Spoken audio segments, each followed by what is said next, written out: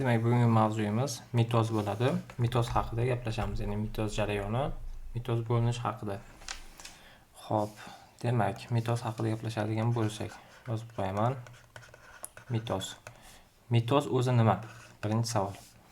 Xo'p, mitoz nima desa, mitoz yoki ota-ona hujayrani ikkita yangi hujayraga bo'linish, ya'ni hujayraning bo'linishi mitoz deyiladi. Mitoz faqat evkaryot hujayralarda kuzatiladi va ko'p hujayrali organizmlarda yadrolarning o'sishi, rivojlanishi va tiklanishiga imkon beradi. Xo'p, umuman olganda mitoz nazariyasi bilan hozirgi mana shu mavzuyimizga gaplashmaymiz. Biz hozir faqat mitozni masalalari haqida gaplashib o'tib ketamiz. Demak, mitozni nazariyasini qayerdan topishim mumkin? Ya'ni, deylik, mitoz nazariyasini o'qib o'rganishim uchun qayerdan topishim mumkin yoki mitozga oid bo'lgan video darsni qayerdan topishim mumkin deb o'ylayotgan bo'lsangiz, demak, bitta kanal linkini beraman sizga. Kanal, bemalol o'sha kanaldan qidirib topishingiz mumkin bo'ladi. Demak, yozib olishingiz mumkin. Kanal Biorenesans. Demak, mana shu kanalga kirasiz. Biorenesans kanaliga, Telegram kanal, albatta bu yerda Telegram kanal manzilini beryapman. Telegram kanalga o'tasiz, Biorenesans deb qidirasiz va qidiruvda o'sha kanal kelib chiqadi logotipi bilan. Xo'p, bizning kanalimiz o'sha kanal. O'sha kanalga o'tadigan bo'lsangiz va qidiruv joyiga, kanalning ichidagi qidiruv joyiga hashtag bilan mitoz deb yozib qoldirasiz. Mitoz deb yozasiz qidiruv joyiga. Va o'shanda sizga o'qish uchun nazariy kerak bo'ladigan ma'lumot topishingiz mumkin o'sha kanalda. Demak, PDF holatda tashlab qo'yamiz. Bemalol o'qib o'rganishingiz mumkin bo'ladi. Agar imkon qadar harakat qilamiz, nazariyasini video dars ko'rinishida mitoz bo'linishi nazariyasini tashlab qo'yishga harakat qilamiz. Va hozirgi darsimizda video darsimiz cho'zilib ketmasligi uchun faqatgina masala qismiga to'xtalib o'tamiz. Demak, birinchi navbatda biz jadvalni yodlab olishimiz kerak. Yozib qo'yaman. Mitoz uchun jadval. Xo'p. Demak, J1, S, J2 bular mana shu uchalasi interfaza bosqichlari hisoblanadi. Interfaza. Undan keyin mitoz boshlanadi. Demak, mitoz profazadan boshlanadi. Profaza. Profazadan keyin metafaza. Metafaza. Xo'p, undan keyin anafaza. Anafaza. Undan keyin telofaza.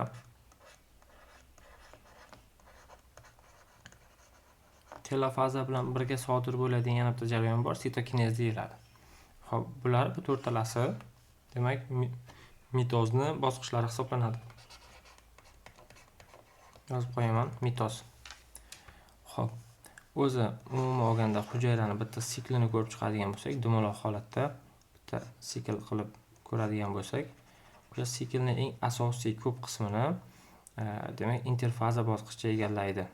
Mana bunday holatda belgilashimiz mumkin. Mana bu interfaza mitozgacha bo'lgan tayyorgarlik davri va mana bu mitoz. Ko'ryapsiz, naqadar mitoz kam vaqt oladi, interfaza juda ham ko'p vaqtni oladi va interfaza ham o'z navbatida 3 ta bosqichga bo'linadi. Mitoz esa 4 ta bosqichga bo'linadi. Interfazada J1, S va J2 bosqichlari bor. Mitozda esa profaza, metafaza, anafaza va telofaza bosqichlari bor. Ana endi xromosomalarga kelib to'xtalsak. Xromosomalarni yozib qoldiraman. Xromosomalari J2 bosqichda 2. Xo'p, mana bu yerda interfaza bosqichida ham 2. Xo'p, J2 bosqichida 2. Profaza bosqichida ham 2. Metafaza bosqichida ham 2. Anafaza bosqichiga kelibgina bular 4M bo'lib xromosomalar ko'payadi ikkisi. Telofaza bosqichida, bo'linish bosqichida esa yana 2M holatiga o'tadi bitta hujayra uchun. Yana telofaza bosqichida ikkita hujayra paydo bo'ladi. Shuni ham hisobga olish kerak. Xo'p, ana endi xromosomadan keyin xromatida degan narsa ham bor. Yozib qo'yaman. Xromatidalarni ham yozib o'taman. Xo'p, xromatidalar hamma shu nazariyalarni o'sha Biorenesans kanalidan topishingiz mumkin bo'ladi. Xromatidalar bu yerda 2S, demak, bu yerda 4S, Bu yerda ham 4s, profazada ham 4s, metafazada ham 4s. Xo'p, anafazada ham demak 4s bo'ladi. Ko'ryapsiz. Va oxirgi telofaza bosqichida 2s holatiga o'tadi. Demak, bu xromosoma va xromatidalarni nimasi jadvali. Mana shuni yodlab olishingiz kerak. Demak, nazariya faqat shu. Yana nazariyani PDF holatda o'qishingiz mumkin bo'ladi. Video dars ko'rinishida ham harakat qilamiz kanalga yuklashga. Xo'p, ana endi amaliy muammolarga, masalalarga o'tsak bo'ladi. Birinchi masala. Savolda aytilyaptiki, arpa o'simligi hujayrasida gaploid to'plami 7 ga teng. Ushbu hujayraning diploid to'plami nechta xromosoma mavjud bo'ladi? Xo'p, shu yerda yozib o'tib ketaman. Gaploid to'plam deb. Gaploid to'plam. Gaploid to'plam. Gaploid to'plam degani n to'plam degani. Yana bizda diploid to'plam bor. Diploid to'plam. Diploid to'plam degani keyin bo'ladi. Mana. Keyin triploid bo'lishi mumkin. Triploid to'plam. Triploid to'plam bo'lsa 3n bo'ladi. Tetraploid, pentaploid bo'lsa o'sha 5n, 4n holatda 3D yana yunoncha sanash holatda bo'lyapti bu yerda. Xo'p, gaploid to'plami ya'ni n to'plami 7 ga teng ekan. Bizda diploid to'plam so'rayapti, ya'ni 2n so'rayapti. Demak, n o'rniga 7 ni borib qo'yadigan 2 kere 7 14. 14 da bo'lar ekan. Triploid deganda 21 bo'lgan bo'lar edi. Demak, 14 da olamiz. B javob to'g'ri bo'ladi. 2-1 sholi o'simligi hujayrasida diploid to'plami 24 ga teng. Ushbu hujayraning gaploid to'plami nechta xromosoma mavjud? Yozib qo'yamiz. 2n to'plami 24 ga teng bo'lsa, n to'plami necha deb so'rayapti? 12 ga teng bo'ladi. To'g'ri javob A javob. 3-1 bodring o'simligi bir hujayrasi triploid to'plamli ekanligi ma'lum. Ushbu triploid to'plamli hujayradagi xromosomalar soni nechta? Xo'p, 2n to'plam 14 bo'lsa, n to'plam 7 ga teng bo'ladi. Bizda triploid, ya'ni 3n to'plam so'ralyapti. 3 ko'paytirilgan 7 bo'ladi bu yerda va 21 ga teng bo'ladi. C javob. Kartoshka o'simligi ikkita hujayrasida 96 ta xromosoma mavjud bo'lsa, hujayra tarkibidagi xromatida, ya'ni xromatinlar nechta soni? Xo'p, ikkita hujayrada 96 ta bo'lsa, demak bittasida 48 ta bo'lishi kerak. 48 ta. Xo'p, 48 ta demak hujayra tarkibidagi xromatida, ya'ni xromatinlar soni nechta? Xo'p, 48 ga teng bo'ladi. Bu yerda baribir xromosomaga teng. Ya'ni hali ko'paymayapti.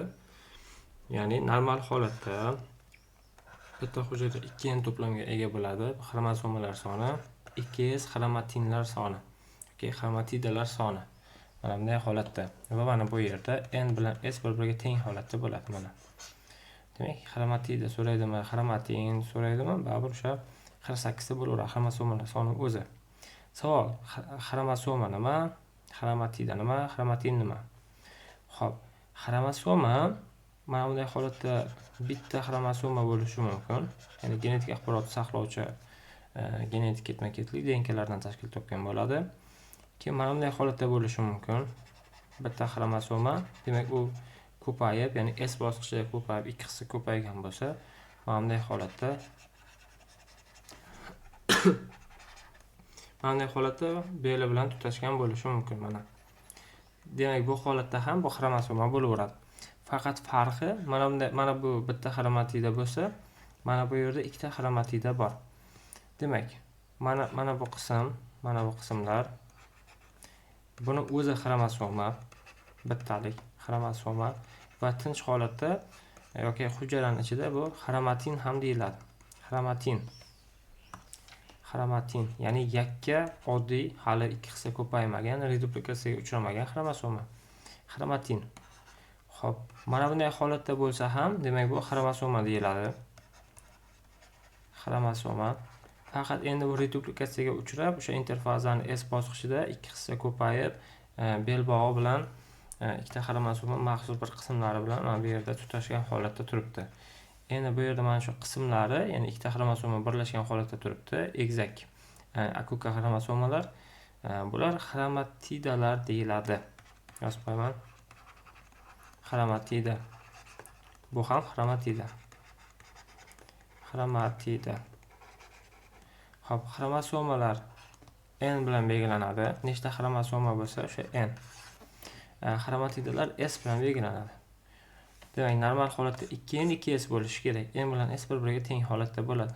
Demak, bizda javob A javob bo'lishi kerak. 48. Mana bu yerdagi D javobga qaramay xato. Demak, 48 bo'lishi kerak. Hujayralar tarkibidagi xromatida. Demak, hujayralar desa, unda to'g'ri. Bitta hujayrani oladigan bo'lsak 48 ta. Lekin hujayralar, e'tibor bering, hujayralar, ya'ni ikkita hujayra tarkibidagi xromatida, ya'ni xromatinlar soni nechta? O'zi xromosoma beryapti. Xromosoma bilan xromatida bir-biriga teng yoki xromatin, xromosoma bir xil narsa. 96 ta bo'lsa, 96 ta bo'laveradi. To'g'ri javob D javob. Ikkita hujayra uchun 96 ta. Bitta hujayra uchun so'raganda edi 48 degan bo'lar edik. 5.1. Jadvalni to'ldiring. Mitoz bosqichlari berilgan. Hop, to'ldirishimiz kerak jadvalda. J2 bosqichida ham 2n bo'ladi. Parafazada 2n bo'ladi. Metafazada ham 2n bo'ladi. Anafazada 4n bo'ladi. Telofazada 2n bo'ladi. Hop. Interfaza bosqichini S bosqichida 4s bo'ladi. 4s holatga keladi. Anafazada ham 4s bo'ladi. Telofazaga kelib 2s holatga o'tadi. Jadval to'ldi. 6.1. Sulov o'simligi hujayrasi mitoz bo'linish usuli orqali bo'linib ko'paydi. Interfazani S bosqichida xromosomalar soni nechtani tashkil etadi? 2n 42. Xo'p. Sulov o'simligining o'zini 2n 42 ga teng ekan. Ya'ni hali bu nima deydi? Hujayraning o'zida S bosqichida deyapti. Interfazani S bosqichida bilamiz, J1 bor, S bor, J2 bor interfazada. J1 holatda 2n bo'lardi, S holatda ham 2n bo'lardi, J2 holatda ham 2n bo'lardi. Demak, baribir 2n, ya'ni 42 ta xromosoma, 42 ta xromosoma, 42 ta xromosoma holatda turaveradi. Ana endi xromosoma emas, xromatida so'raganda edi. J2 bosqichida xromatidalar soni J2 bosqichida xromatidalar soni 2s bo'ladi. Lekin S bosqichida 4s bo'ladi. J2 bosqichida ham 4s bo'ladi. Xromatida so'raganda edi. Unda 42 bo'lardi. Bu yerda 84 bo'lardi. Bu yerda ham 84 bo'lardi. Xromatidalar. Demak, xromosomalar soni nechta deyapti? 40 ta bo'ladi va to'g'ri javob hop B javob bo'ladi. Mana, xromosomalar 40 ta. 7.1. Karam o'simligi hujayrasi mitoz bo'linish usuli orqali bo'linib ko'paydi. Interfazani J2 bosqichida xromosomalar soni nechtani tashkil etadi? 2n 18 bo'lsa, J2 bosqichida ham baribir 2n to'plamga ega. Demak, baribir yana 18 taga teng bo'lar ekan. To'g'ri javob B javob. 8.1. Daryo bosqichida hujayrasi, daryo qisqichbaqasi hujayrasi mitoz bo'linish usuli orqali bo'linib ko'paydi. Interfazani J1 bosqichida xromosomalar soni nechtani tashkil etadi? N to'plami 49 ekan. J1 bosqichida bizda 2n to'plam bo'lishi kerak. 2 ko'paytirilgan 49 deymiz bu yerda va 98 ga teng bo'ladi. 98 bo'lsa B javob. 9.1. Odam hujayrasi mitoz bo'linish usuli orqali bo'linib ko'paydi. Mitozni profaza bosqichida xromosomalar soni nechtani tashkil etadi? Xo'p, 2n to'plami 46 ga teng ekan. Bizda profaza bosqichida 2n 4s bo'lishi kerak. Yozib qo'yaman. Profaza. Demak, profaza. Mana bu 4s xromatida, mana bu 2n xromosoma. Yozib qo'yaman. Xromosoma. Mana bu 4s esa bu ham xromosoma, faqat birikkan xromosoma. Ikkita xromosoma birikib, bitta xromosomani hosil qilyapti. Demak, buni xromatida bo'ladi. To'g'riroq aytadigan bo'lsak, xromatida bo'ldi. Xo'p, menda nima so'rayapti? Xromosomalar soni nechta ekanligini so'rayapti. Shuning uchun 2n46 bo'lsa, yampirasidan yozib qo'ydik. n bilan s bir-biriga teng bo'ladi. Bundan keyingi savolga kerak bo'ladi siz uchun. Xo'p, xromosomalar soni nechtani tashkil etadi? Profaza 2n 46 ga teng, yana 46. B javob. 10.1. Sazan hujayrasi mitoz bo'linish usuli orqali bo'linib ko'paydi. Mitozni metafaza bosqichida xromosomalar soni nechtani tashkil etadi? Xo'p, mitozning metafaza bosqichida Metafaza. Jadval yodlab olsangiz bo'ldi. Metafaza bosqichida 2n bo'lishi kerak xromosomalari. Bizda 2n xromosomalari 104 deb aytib qo'yapti. Metafaza bosqichida ham 2n. Demak, unda ham 104. S javob to'g'ri. 11.1.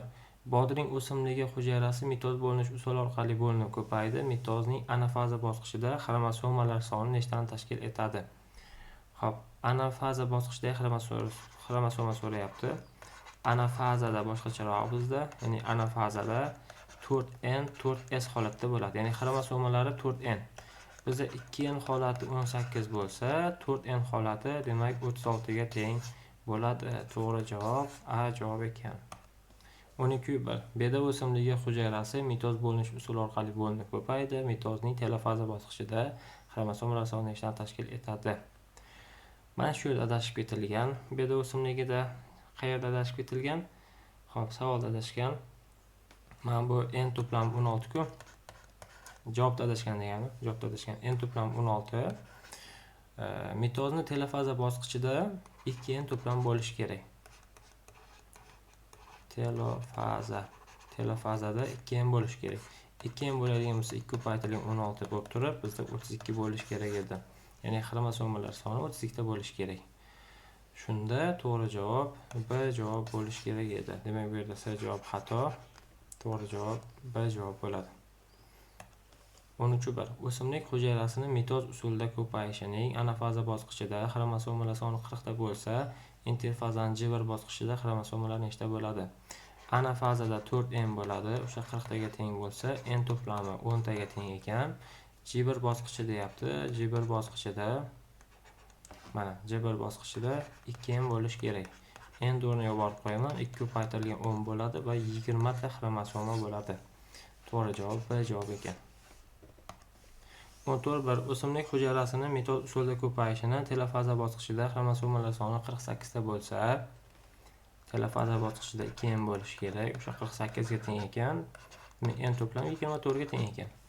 Bo'lsa, interfazaning J2 bosqichida nechta xromosoma bo'ladi? J2 bosqichida demak 2n 4s ga teng. 4s xromatida kerak emas. 2n kerak. Xromosomalar 2n 2 ko'paytirilgan 24 bo'ladi va 48 bo'ladi. Demak, 48 ta xromosoma bo'lar ekan. Bu yerda ham adashilgan. S javob bo'lmaydi. B javob bo'ladi bu yerda. B javob bo'ladi. Mana bunday holatda. Xo'p, demak, mana bu yerdagi 4s bu xromatidani beradi. Yana bir narsani aytib o'tishim kerak. M bilan S bir-biriga teng. N 24 bo'lsa, demak S ham 24 ga teng. 15.2. Hayvon hujayrasining mitoz usulida ko'payishini profaza bosqichida 208 ta xromatida bo'lsa, telofaza bosqichida xromatidalar soni nechta bo'ladi? Hayvon hujayrasining mitoz usulida ko'payishini profaza bosqichida, ya'ni 2n to'plami 208 ga teng ekan. Demak, n to'plami 104 ga teng. Telofaza bosqichida xromatidalar soni nechta bo'ladi deyapti. Xo'p. Telofazada 2n 2s bo'lishi kerak. 2n 2s. Bizda mitoz usulida ko'payishni profaza bosqichida xromatida berilyapti. 208 ta xromatida bo'lsa, shu yerda adashibmiz. Xo'p, 2n bo'lmasligi kerak. Mana shu yerda 4s bo'lishi kerak. Nimaga? Chunki profaza bosqichida 2n 4s bo'ladi. Ya'ni mana bu yerdagi 2n xromosoma, lekin mana bu yerdagi 4s xromatida. Bizda xromatida beryapti. 4s deymiz. Demak, 2s qiymatimiz 104 ga teng bo'ladi. S qiymatimiz 52 ga teng bo'ladi. Bizda telofaza bosqichida xromatidalar soni nechta deyapti? Telofaza bosqichi mana. Telofaza xromatidalari 2s. 2 ko'paytirilgan 52 bo'ladi. 52. Bunda 104 qiymati kelib chiqadi. Demak, to'g'ri javob S javob ekan. Xo'p. Yana bitta narsani aytib o'tishim kerak. Shu yerda n bilan s bir-biriga teng. S qiymati 52 mi? Demak, n qiymati ham nima bo'lishi kerak? 52 bo'lishi kerak. O'simlik hujayrasini mitoz usulida ko'payishini metafaza bosqichida 64 ta xromatida bo'lsa, anafaza bosqichida nechta xromosoma bo'ladi? Demak, o'simlik hujayrasining mitoz usulida ko'payishini metafaza bosqichi beribdi. Metafaza bosqichida xromatidalar 64 ta ekan. Lekin metafaza bosqichida 4s deyishimiz kerak. Xromatidalar shu 64 ga teng. Demak, s qiymatini topadigan bo'lsak 16 ga teng bo'ladi.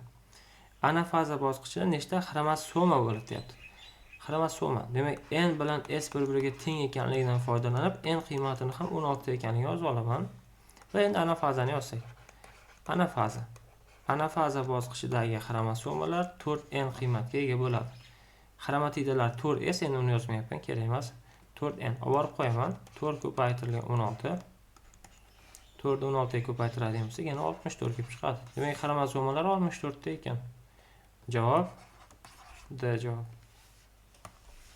17. Mitoz bo'linishining interfaza S bosqichida xromatidalar soni 14 taga ortgan bo'lsa, e'tibor bering, 14 taga ortgan bo'lsa deyapti. O'zi G1 bosqichida 2n 2s bo'ladi. S bosqichida esa 2n 4s bo'ladi. Demak, 2n dan 4s ga o'tyapti. Shu yerdagi ko'payish, demak mana shu 2s dan 4s ga o'tishdagi ortish, demak shu yerda plus yana 2s qo'shilyapti. Xromatidalar 14 taga ortgan bo'lsa deyapti. Mana shu qiymat 2s'imiz 14 ga teng ekan. S qiymatimiz 7 ga teng bo'ladi mana. Xo'p, mitozning anafaza bosqichida nechta xromosoma bo'ladi? Yana bitta narsani aytib o'tishim kerak. Demak, n qiymati ham 7 ga teng ekan. Nega? Chunki s bilan n bir-biriga teng bo'ladi. Ana endi yozaman. Anafaza bosqichida nechta xromosoma bo'ladi deyapti. Anafaza bosqichida demak xromosomalari 4n ga teng bo'lishi kerak. N 7 ga teng. 4 ko'paytirilgan 7. 4 kere 7 demak 28. Demak 28 ta bizda xromosoma bo'lish kerak. To'g'ri javob D javob bo'lar ekan. Xo'p, mana bu yerda B javobda adashilgan. D javob bo'lishi kerak. To'g'ri javob. Xromatida nechta xromatida bo'ladi desa ham, anafazadagi xromatidalar ham baribir 28 ga teng bo'ladi, chunki 4s xromatidalar. 18. Demak, jadval berilibdi. Xo'p, birinchi jadval ishlangan. Xromosoma xromatida deb diploid to'plamli ekan, ikkinchisini ishlaymiz 14. 2 qiymatimiz 14. G1 xromosoma 14. G1 xromatida 14. S xromosoma 14. S xromatida 28. Chunki S bosqichidan, ya'ni interfazdan S bosqichidan boshlab 2n 4s boshlanadi. Lekin undan oldingi G1da esa, G1 bosqichida esa 2n 2s edi. Xromatidalar o'sha ko'payishni boshladi. Xromosomalar soni J2da 14, xromatidalar 28, profazadagi xromosomalar 14, 28, 14, 28. Anafazada endi o'rtasidan bo'linib ketib qoladi. Ya'ni anafaza bosqichida 4n 4s qiymatni egallaydi. Shuning uchun anafaza bosqichidagi xromosomalar 28, o'sha 14 emas, 2 hissa ko'paydi. Anafazadagi xromatidalar ham baribir 28. 4s oldindan o'z 4s bo'lib kelyapti. Telofazada demak 14 ga 14 holatga o'tadi. Nega? Chunki telofaza bosqichida bo'linish kuzatiladi. Jadvalni mana bu yerda ustunini to'ldirdim. Keling, oxirgi ustunni ham to'ldiramiz. G2 dagi xromosomalari beribdi, 98 ta ekan. G2 da demak xromosomalari 2n, xromatidalari 4s edi. O'sha 2n qiymati berilyapti, 98 ga teng ekan. Demak, n qiymatimiz 49 ga teng bo'ladi. 49. Shundan foydalanib jadval to'ldirib chiqsak. Demak, bir boshidan 2n to'plami nimaga teng? 98 ga. Demak, 98, 98, bu yerda ham 98, bu yerda ham 98 bo'lishi kerak. Xo'p, S bosqichini xromatidalarida endi ko'payish kuzatiladi. Ya'ni 98 dan 2 hissa ko'p bo'lib 196 bo'ladi. Chunki 2n 2s emas, 2n 4s ga aylanyapti bu yerda. Xo'p, G2 dagi xromatida bunda ham ko'payish bo'ladi 196 da. Xo'p, keyin yana 98 ta profazada, 2n holatda. Xo'p, profazadagi xromatidalar 196 ta, chunki 4s ga teng. Xo'p, metafazadagi xromatidalar ham shunaqa 196 ta bo'ladi. Anafazadagi xromosomalar ham 196 ta, chunki ko'payish bo'ladi, ochilib ketadi.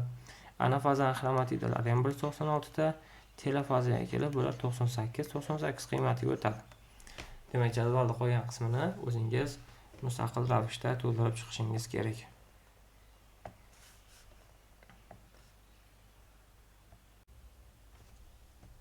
Demak, bugungi mavzuyimiz meyoz mavzusi bo'ladi. Meyoz haqida gaplashamiz. Xo'p, mavzuni yozib qo'yaman. Demak, meyoz. Xo'p, meyoz o'zi nima? Meyoz bu demak diploid to'plamli hujayrani bo'linish orqali gaploid to'plamga ega bo'lgan hujayralar hosil bo'lishi meyoz deyiladi. Asosan jinsiy usulda ko'payganda organizmlar, evkariot organizmlarda kuzatiladi.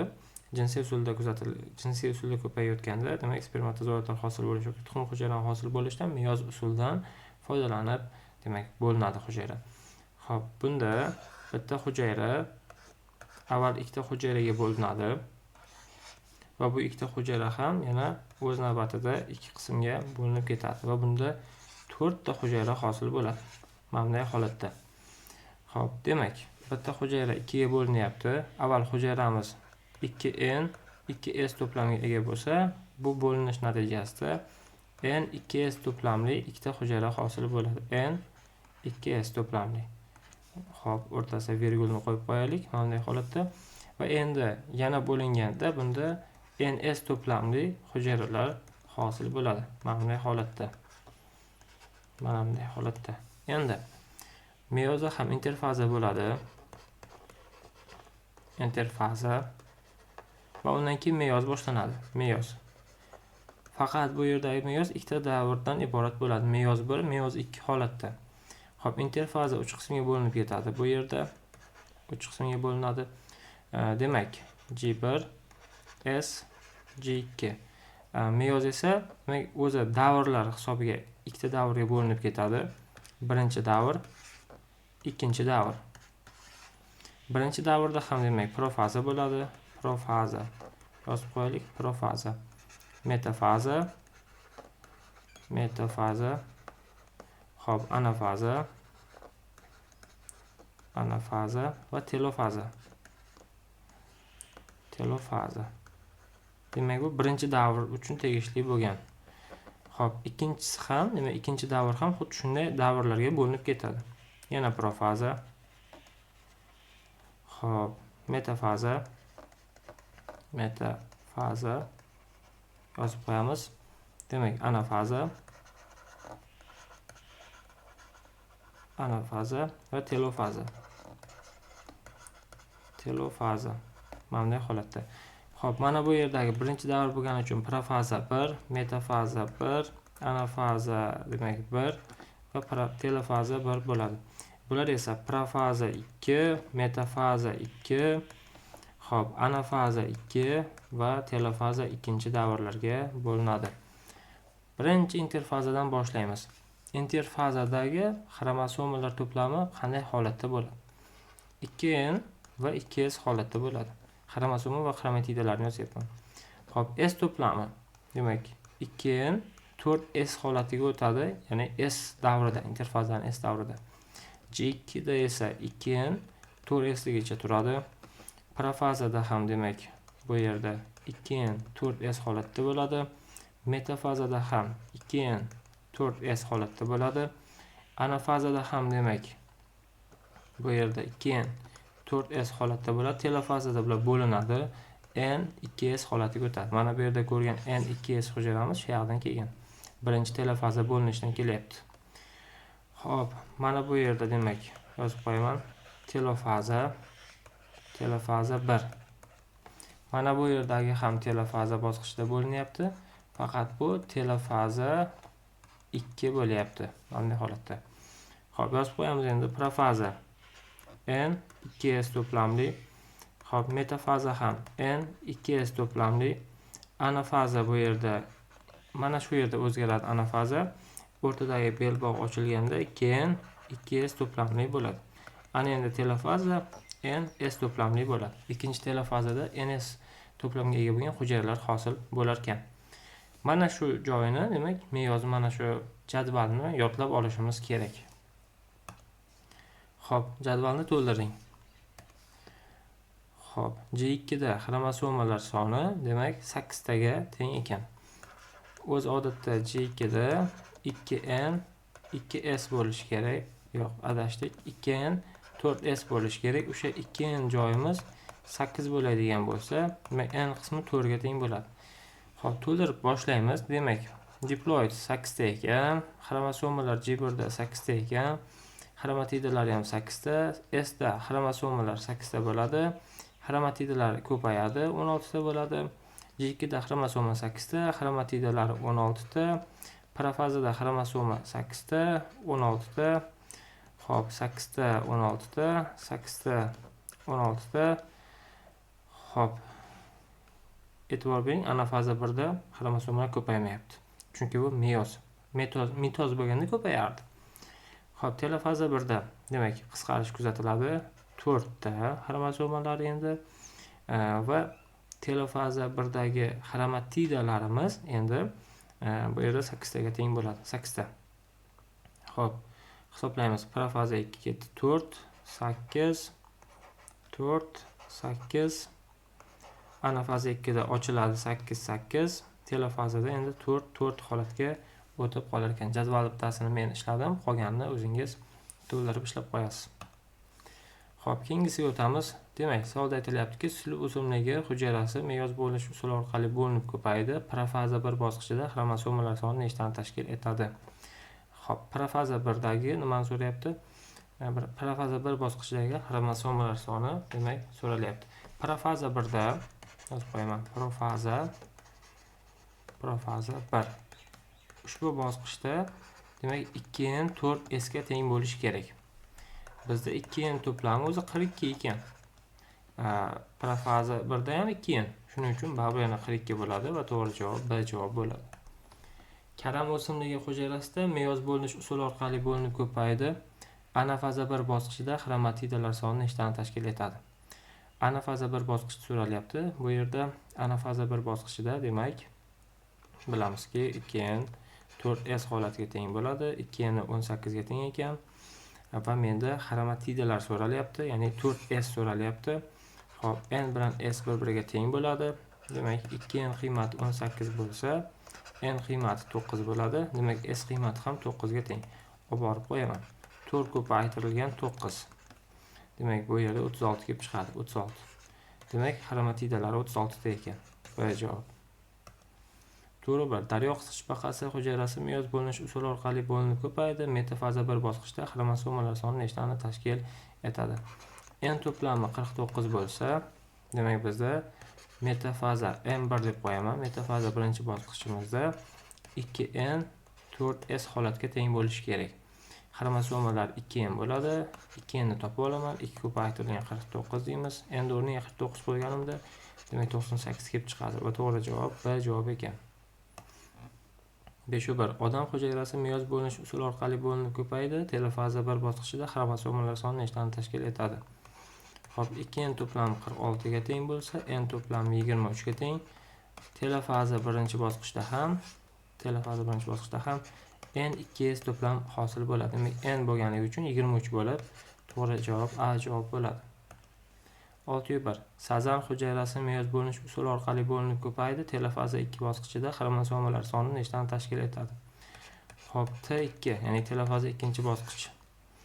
Telofaza 2-bosqichda NS hujayralar hosil bo'ladi. Xromosomalar soni so'ralyapti bizda. N ga teng bo'ladi.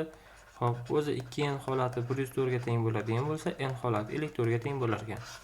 N elektr ga teng bo'ladigan bo'lsa, demak B javob ekan. Chunki bizda ham aynan telofazada n ta xromosoma bo'ladi. 7.1.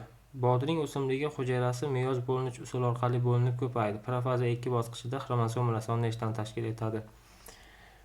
Xo'sh, ana endi profaza 2 yozib qo'yaylik. Profaza 2. Demak, bu holatda profaza 2 da n 2s to'plamli bo'lish kerak edi. Xo'p, bizda 2n qiymatimiz 18 bo'ladigan bo'lsa, n qiymatimiz 9 bo'ladi. N o'rniga 9 olib borib qo'yamiz. Demak, to'g'ri javob C javob ekan. 8-1. Beda o'simligi hujayrasi meyoz bo'linish usuli orqali bo'linib ko'paydi. Metafaza 2 bosqichida xromosomalar soni nechtadan tashkil etadi? debdi. Xo'p, yozib qo'yaman. Metafaza 2.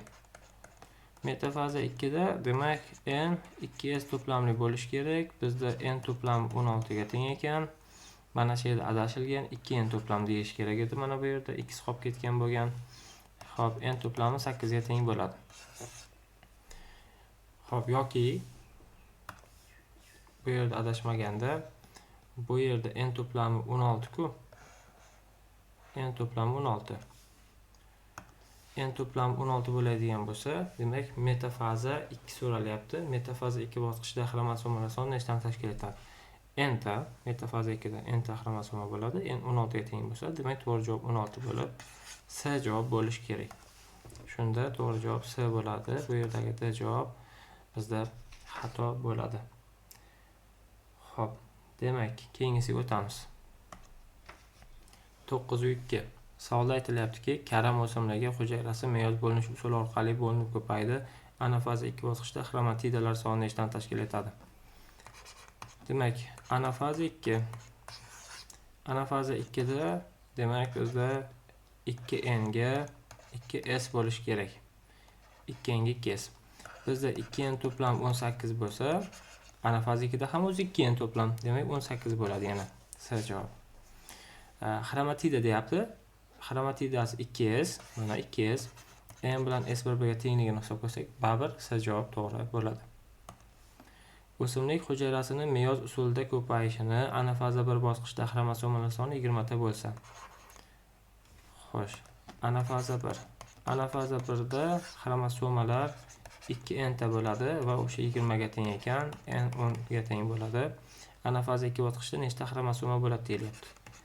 Demak, anafaza 2 da ham baribir 2n to'plam bo'ladi. Va baribir yana 20 ga teng bo'lishi kerak. To'g'ri javob B javob. Anafaza 1 bilan anafaza 2 da xromosomalar soni teng bo'ladi. 11-1. O'simlik hujayrasini meyoz usulida ko'payishini anafaza 1 bosqichda xromatidalar soni 20 ta. Xo'p, anafaza 1 dagi xromatidalar 4s ga teng bo'lishi kerak. U 20 ga teng ekan, s qiymatimiz 5 ga teng ekan, demak n qiymatimiz ham 5 ga teng bo'ladi. Anafaza 2 bosqichida nechta xromosoma bo'ladi? Xo'p, anafaza 2 dagi xromosomalar soni so'ralyapti. 2n to'plamli. Demak 2 ko'paytirilgan n o'rniga 5 olib borib qo'ysam, 10 ga teng bo'lar ekan. To'g'ri javob A javob. 12-1. O'simlik hujayrasini meyoz usulida ko'payishini telofaza 1 bosqichda xromosomalar soni 8 ta bo'lsa. Telofaza 1. Telofaza 1 da n 2s to'plam bo'lishi kerak. Xo'p, xromosomalar soni 8 ta deyapti. Demak, n qiymatimiz 8 ga teng ekan. Bizda telofaza 2 bosqichda nechta xromosoma bo'ladi deyilyapti.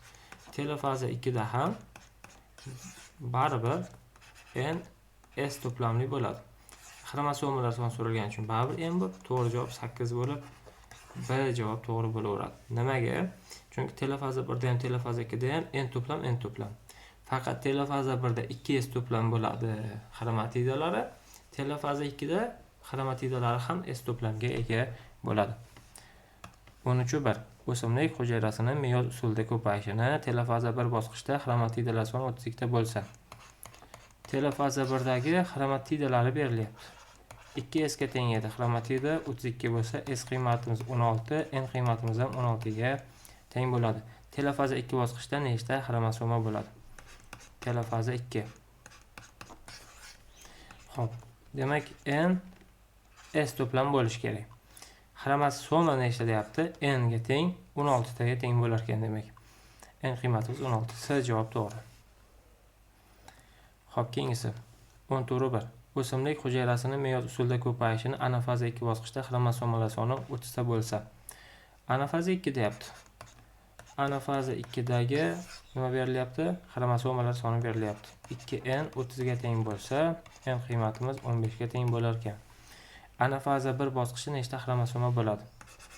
Anafaza 1dagi xromosomalar so'ralyapti. U ham 2n ga teng baribir, 2 ko'paytirilgan 15 bo'lib, yana baribir 30 taga teng bo'ladi. Boya gaplashgandik, anafaza 1 va anafaza 2da xromosomalar soni teng.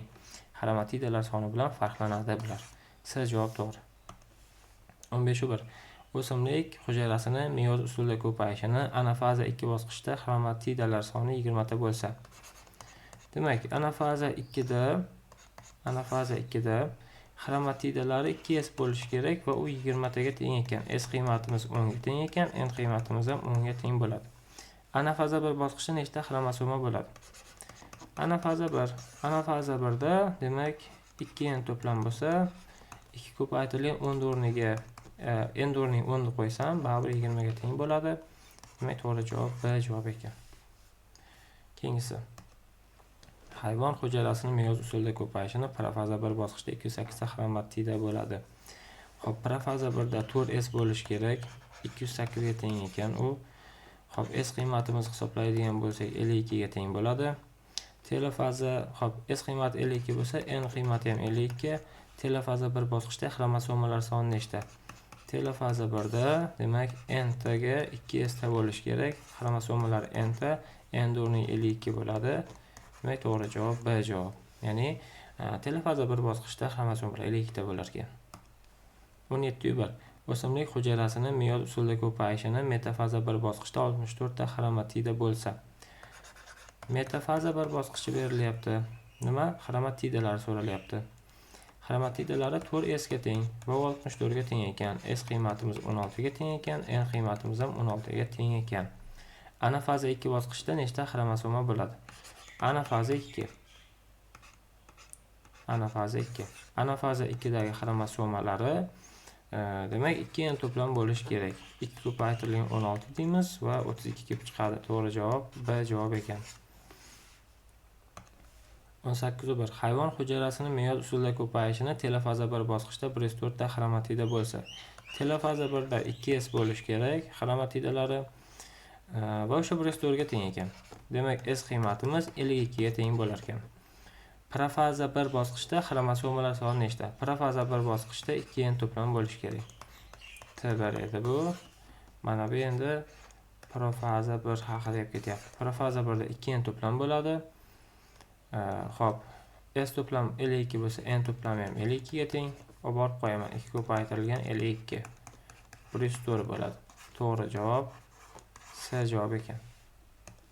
19-1. O'simlik hujayrasining meyoz usulida ko'payishini anafaza 2 bosqichda 64 ta xromatida bo'lsa, metafaza 1 bosqichda nechta xromosoma bo'ladi? E'tibor bering, anafaza 2 aytilyapti. Anafaza 2. Anafaza 2dagi xromatida.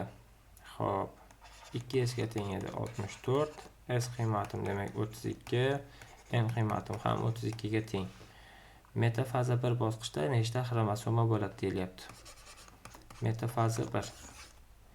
Xromosoma so'ralyapti. Xromosomalari metafaza 1da 2n to'plamga teng. Xo'p, 2 ko'paytirilgan 32 ga qilib turib 64 kelib chiqish kerak. To'g'ri javob D javob bo'ladi. 21. O'simlik hujayrasi meyoz usulida bo'linib ko'paydi. Anafaza 1 va telofaza 2 bosqichlaridagi xromosomalar yig'indisi 100 ta bo'lsa, telofaza 1 bosqichda nechta xromatida bo'ladi? E'tibor bering, anafaza 1 va telofaza 2 bosqichlaridagi xromatidalar yig'indisi deyilyapti. Anafaza 1da 4s xromatidalar. Telofaza 2da esa demak S. Telofaza 2da S bo'ladi xromatidalar. Ikkalasini qo'shsak 5s bo'ladi va u 100 taga teng ekan. S qiymatimiz demak bu yerda 20 ga teng ekan. Demak, n qiymatimiz ham 20 ga teng ekan. Savolda telofaza 1 bosqichda nechta xromatida bo'ladi deyilyapti. Telofaza 1 bosqichida n 2s to'plamga ega. Xromatidalari 2s. Borib qo'yaman. 2 ko'paytirilgan 20. 40 ta kelib chiqadi. 40 ta. Demak, to'g'ri javob D javob bo'lishi kerak. Demak, bu 20 yu birinchi masalaning yechimi edi.